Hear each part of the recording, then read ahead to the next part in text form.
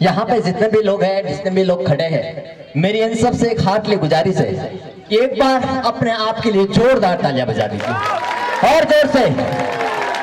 हाँ, इतने लंबे वक्त तक आप लोग यहाँ पे बैठे, हमारे दिल्ली शहर के टैलेंटेड सभी बच्चों को आप लोगों ने प्यार दिया, आशीर्वाद दिया। मैं आप सभी लोगों का बहुत बहुत शुक्रिया अदा करना चाहता हूँ। और एक बार हमारे जितने भी स्पॉन्सर्स है, आज के हमारे जजेस है रेमू सर और हमारी सिंगिंग की मैडम और हमारी नेहा गुप्ता जी, तो इन सभी लोगों के लिए दोस्तों एक बार जोरदार तालियां बजा दीजिए। और दूसरी बात कि मैं प्राची जी को और उनकी समस्त टीम को, पूरी टीम को, उनकी मॉम को, डैड को, सभी ने ये इवेंट को बहुत अच्छी तरह से सपोर्ट किया। और इनके पूरी टीम मेंबर की ओर से आप सभी लोगों का मैं वंदे मातरम सीजन की 2 की ओर से आप सभी लोगों का तहे दिल से शुक्रिया अदा करना चाहता हूँ। और मैं थैंक्स कहना चाहता हूँ मोहम्मद जी का और मीनू का कि जिन्होंने इतना खूबसूरत इवेंट यहाँ पे प्लान किया और आप ही के सर के बच्चों को, टैलेंट को यहाँ पे एक मंच पे लेके आए बहुत सी कड़ी मेहनत के बाद। तो शायद आप लोगों को, शायद किसी कोई मूवी देखा होगा, उसमें किसी ने एक मोटिवेशनल बात कही है कि सो मस्ट गो ऑन। जिंदगी में हमें चाहे कितनी भी बड़ी मुसीबत आ जाए, वो मुसीबतों से हमें दूर नहीं रहना है, क्योंकि एक बहुत बड़ी ट्रेजेडी हो गई थी। ये शो को सक्सेस करने के लिए बहुत सारे प्रॉब्लम्स आए। सबसे पहले हमको ये ग्राउंड के लिए जगह बदलनी पड़ी, बहुत सी परमिशन लेने के बावजूद ग्राउंड मिला। दूसरी सबसे बड़ी बात कि मोहम्मद तैयब खान की मम्मी को अचानक से कोई एक क्रिटिकल प्रॉब्लम आ चुका है और वो कितने टाइम से 15 दिनों से लगातार हॉस्पिटल में वो आईसीयू में है और आज तक भी आईसीयू में है। उन्होंने कई बार डिमोटिवेट हो गया था कि सर चाहे जिंदगी में कुछ भी हो जाए, लेकिन मैं जिंदगी में हिम्मत नहीं हारूंगा, क्योंकि सो मस्ट गो ऑन।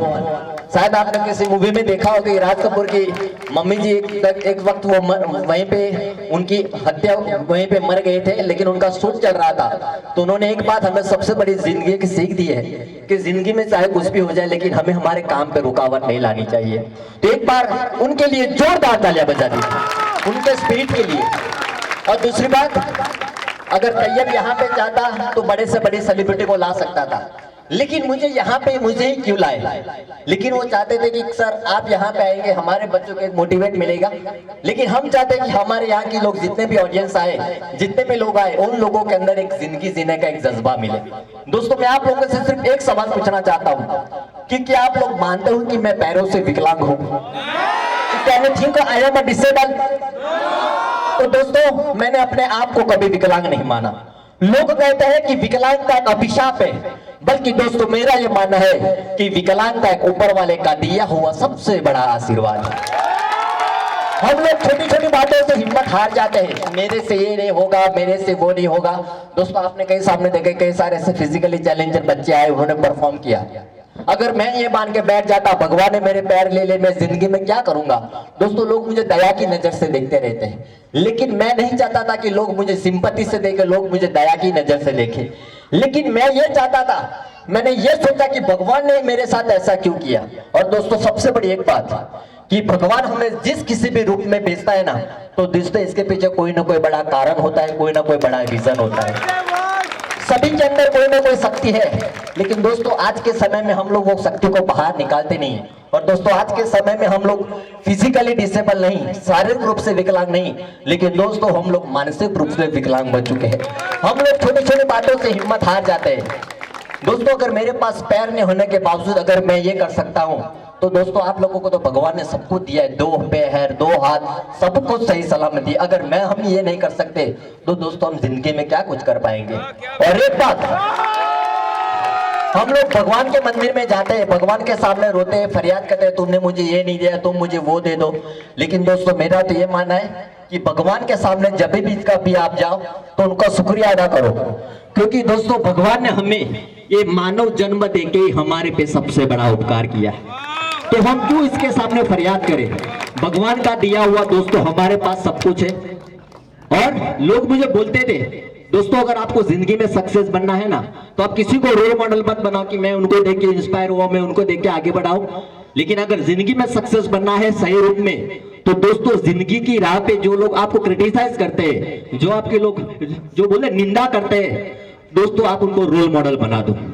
आप उन्हें अपने आप से चैलेंज में ले लो। क्योंकि मैं आपको मेरा ही एग्जांपल देता हूं। जब मैं डांस सीखने की शुरुआत की, मुझे बहुत लोग ताना मारते, लोग मुझ पे देख के हंस रहे थे।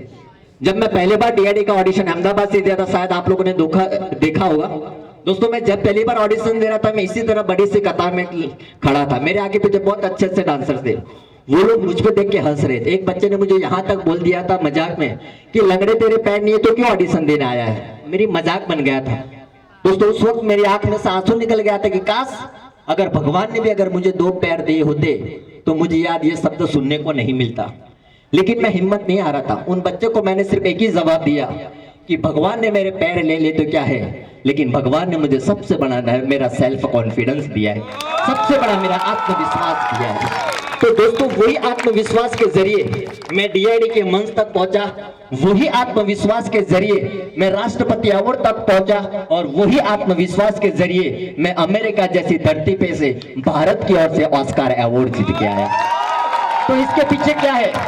और दोस्तों एक बात की, जो लोग बच्चे जो मुझे बोल रहे थे ना लंगड़े, दोस्तों आज मैं जिस किसी पे बतौर जज जाता हूं तो वो बच्चे आज की तारीख में मेरे सामने परफॉर्म करते हैं। तो ये है स्पिरिट, ये है चैलेंज। तो आप रोल मॉडल इन्हीं को बना जो आपकी निंदा करते हैं, जो आपकी क्रिटिसाइज करते हैं, और जिंदगी में कभी भी हिम्मत ना हारे। जिंदगी में चाहे कितनी भी बड़ी मुसीबत आ जाए, क्योंकि किसी ने कई लोग बच्चे सर मुझे स्टेज पे जाने के डर लगता है, लेकिन जिंदगी का सिर्फ एक ही सक्सेस मंत्र बना दो कि nothing is impossible, everything is possible. क्योंकि जीत के आगे हार है और हार के आगे जीत है। और किसी मूवी में कहा है कि हार के जीतने वाले को ही बाजीगर कहते हैं। तो यहाँ पे जितने भी लोग बच्चे ने परफॉर्म किया है, जो हार जीत तो एक बहुत छोटी बात है, लेकिन इस मंच पे खड़े रह के परफॉर्म करना ही अपने आप में एक बड़ी बात हो जाती है। तो दोस्तों जिसका भी प्राइज ना मिले वो कभी भी डिमोटिवेट ना हो, क्योंकि किसी ने कहा कि कोशिश करने वाले की कभी हार नहीं होती। तो हमें कोशिश करनी चाहिए। और एक बार हम मोहम्मद तैयब खान जी की मम्मी के लिए ऊपर वाले माता रानी से अल्लाह से यही दुआ करेंगे कि उनकी माताश्री को जल्दी से जल्दी ठीक करे। और दूसरी बात कि जिस तरह हमें सक्सेस बनने के लिए बहुत सारी मुसीबत उठाते हैं, आज की ताल में आप लोग देख रहे हो 500 1000 की नोटों की लाइन में तो बड़ी तादाद में खड़े रहते हैं, बड़ी से लंबी कतार में। तो हम हमारी भारत सर को एक से हेल्प करें, क्योंकि जिस सरहद पे हमारे सैनिक अगर हमारी खुशी के लिए बलिदान दे सकता है, मर सकता है, तो हम हमारे देश को ग्रोथ करने के लिए, हमारे देश को आगे बढ़ने के लिए क्या हम उसका अपने इसके लिए हम छोटा सा बलिदान नहीं दे सकते?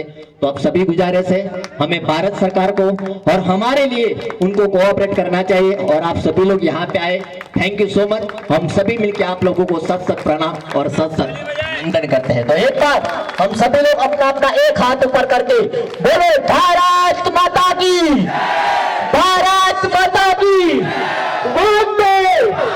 Thank you so much Jai Hind, thank you so much Mohammed ji, thank you so much Prachi ji, Remo sir.